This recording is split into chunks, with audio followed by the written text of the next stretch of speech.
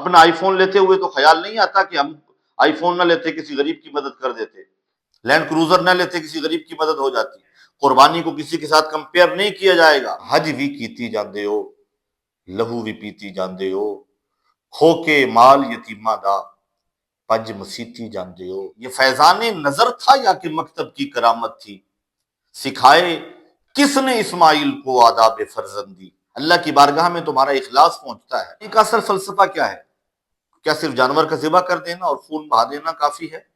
گوشت کھا لینا کافی ہے؟ گوشت بانٹ لینا کافی ہے؟ آدمی من عمل یوم النحر احب الی اللہ تعالی من احراق الدم انہ لیاتی یوم القیامۃ بقرونها واشعارها واغلافها وان الدم لیقع من اللہ بمکان قبل ان یقع علی الارض فطیبوا بها نفسا۔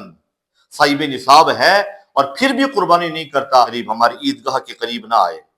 ذی الحج کا مہینہ ایثار اور قربانی کا مہینہ، یہ وہ دن ہیں جن میں اللہ رب العزت کا محبوب عمل قربانی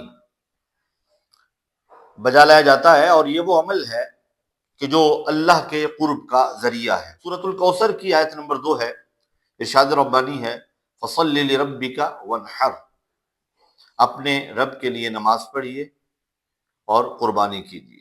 قربانی کا اصل فلسفہ کیا ہے؟ کیا صرف جانور کا ذبح کر دینا اور خون بہا دینا کافی ہے؟ گوشت کھا لینا کافی ہے؟ گوشت بانٹ لینا کافی ہے؟